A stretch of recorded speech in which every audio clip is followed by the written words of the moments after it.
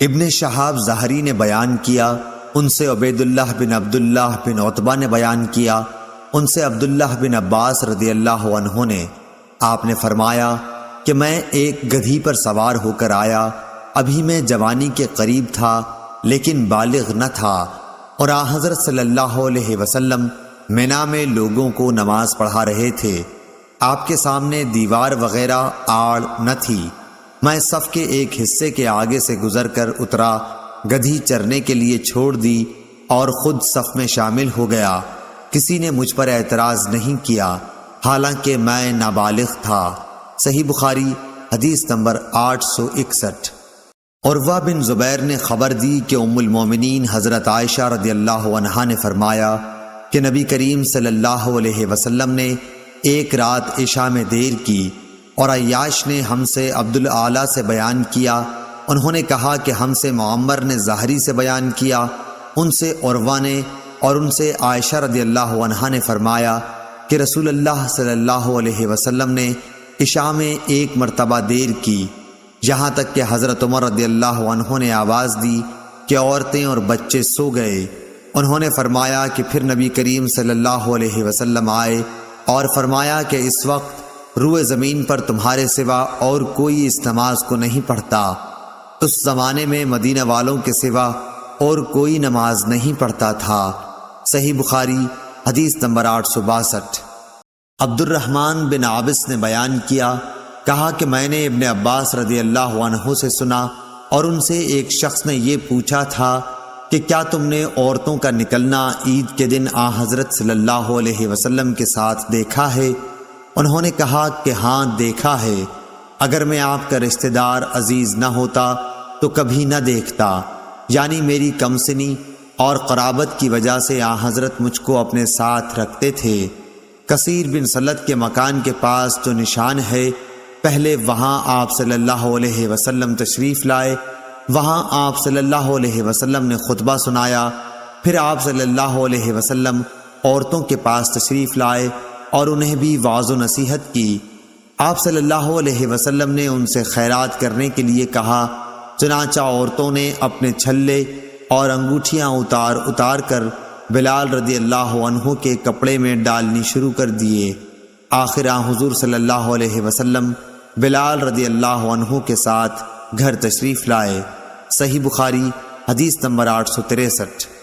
شعیب نے ظاہری سے خبر دی، انہوں نے کہا کہ مجھے عروہ بن زبیر نے عائشہ رضی اللہ عنہا سے بیان کیا، آپ رضی اللہ عنہا نے فرمایا کہ رسول اللہ صلی اللہ علیہ وسلم نے ایک مرتبہ عشاء کی نماز میں اتنی دیر کی کہ عمر رضی اللہ عنہ کو کہنا پڑا کہ عورتیں اور بچے سو گئے۔ پھر نبی کریم صلی اللہ علیہ وسلم حجرے سے تشریف لائے اور فرمایا کہ دیکھو، روئے زمین پر اس نماز کا اس وقت تمہارے سوا اور کوئی انتظار نہیں کر رہا ہے۔ لوگ عشاء کی نماز شفق ڈوبنے کے بعد سے رات کی پہلی تہائی گزرنے تک پڑھا کرتے تھے۔ صحیح بخاری حدیث نمبر 864۔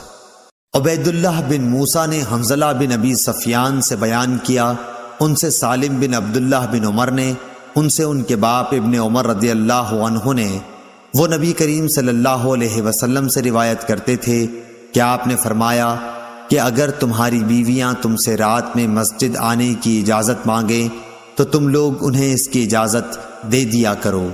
عبید اللہ کے ساتھ اس حدیث کو شعبہ نے بھی اعمش سے روایت کیا، انہوں نے مجاہد سے، انہوں نے ابن عمر رضی اللہ عنہ سے، اور انہوں نے نبی کریم صلی اللہ علیہ وسلم سے۔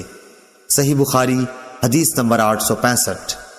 عثمان بن عمر نے کہا کہ ہمیں یونس بن یزید نے ظاہری سے خبر دی، انہوں نے کہا کہ مجھے ہند بنت حارث نے خبر دی کہ نبی کریم صلی اللہ علیہ وسلم کی زوجہ مطہرہ ام سلمہ رضی اللہ عنہا نے انہیں خبر دی کہ رسول اللہ صلی اللہ علیہ وسلم کے زمانے میں عورتیں فرض نماز سے سلام پھیرنے کے فوراً بعد باہر آنے کے لیے اٹھ جاتی تھیں۔ رسول اللہ صلی اللہ علیہ وسلم اور مرد نماز کے بعد اپنی جگہ بیٹھے رہتے جب تک اللہ کو منظور ہوتا، پھر جب رسول اللہ صلی اللہ علیہ وسلم اٹھتے تو دوسرے مرد بھی کھڑے ہو جاتے۔ صحیح بخاری حدیث نمبر 866۔ عبداللہ بن یوسف تنیسی نے بیان کیا، انہیں امام مالک رحمۃ اللہ علیہ نے یحییٰ بن سعید انصاری سے خبر دی، انہیں عمرہ بنت عبد الرحمن نے ان سے حضرت عائشہ رضی اللہ عنہا نے فرمایا کہ رسول اللہ صلی اللہ علیہ وسلم صبح کی نماز پڑھ لیتے، پھر عورتیں چادریں لپیٹ کر اپنے گھروں کو واپس ہو جاتی تھیں، اندھیرے سے ان کی پہچان نہ ہو سکتی۔ صحیح بخاری حدیث نمبر 867۔ یحییٰ بن ابی کثیر نے بیان کیا، ان سے عبداللہ بن ابی قتادہ انصاری نے ان سے ان کے والد ابو قتادہ انصاری رضی اللہ عنہ نے بیان کیا کہ رسول اللہ صلی اللہ علیہ وسلم نے فرمایا کہ میں نماز کے لیے کھڑا ہوتا ہوں، میرا ارادہ یہ ہوتا ہے کہ نماز لمبی کروں، لیکن کسی بچے کے رونے کی آواز سن کر نماز کو مختصر کر دیتا ہوں کہ مجھے اس کی ماں کو تکلیف دینا برا معلوم ہوتا ہے۔ صحیح بخاری حدیث نمبر 868۔ عبداللہ بن یوسف تنیسی نے بیان کیا، کہا کہ ہمیں امام مالک رحمۃ اللہ علیہ نے یحییٰ بن سعید سے خبر دی، ان سے عمرہ بنت عبد الرحمن نے ان سے حضرت عائشہ رضی اللہ عنہا نے، انہوں نے فرمایا کہ آج عورتوں میں جو نئی باتیں پیدا ہو گئی ہیں، اگر رسول کریم صلی اللہ علیہ وسلم انہیں دیکھ لیتے تو ان کو مسجد میں آنے سے روک دیتے، جس طرح بنی اسرائیل کی عورتوں کو روک دیا گیا تھا۔ میں نے پوچھا، کیا بنی اسرائیل کی عورتوں کو روک دیا گیا تھا؟ آپ نے فرمایا کہ ہاں۔ صحیح بخاری حدیث نمبر 869۔ ابراہیم بن سعد نے بیان کیا، انہوں نے زہری سے بیان کیا، ان سے ہند بنت حارث نے بیان کیا، ان سے ام سلمہ رضی اللہ عنہا نے، انہوں نے فرمایا کہ رسول اللہ صلی اللہ علیہ وسلم جب سلام پھیرتے تو آپ کے سلام پھیرتے ہی عورتیں جانے کے لیے اٹھ جاتی تھیں، اور حضور صلی اللہ علیہ وسلم تھوڑی دیر ٹھہرے رہتے، کھڑے نہ ہوتے۔ زہری نے کہا کہ ہم یہ سمجھتے ہیں کہ آگے اللہ جانے یہ اس لیے تھا تاکہ عورتیں مردوں سے پہلے نکل جائیں۔ صحیح بخاری حدیث نمبر 870۔ اسحاق بن عبداللہ بن ابی طلحہ سے حضرت انس رضی اللہ عنہ نے فرمایا کہ نبی کریم صلی اللہ علیہ وسلم نے میری ماں ام سلیم کے گھر نماز پڑھائی، میں اور یتیم مل کر آپ صلی اللہ علیہ وسلم کے پیچھے کھڑے ہوئے اور ام سلیم رضی اللہ عنہا ہمارے پیچھے تھیں۔ صحیح بخاری حدیث نمبر 871۔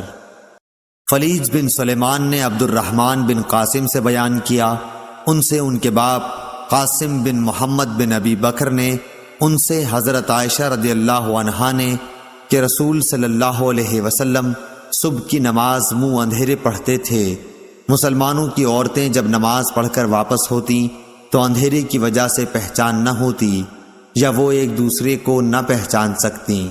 صحیح بخاری حدیث نمبر 872۔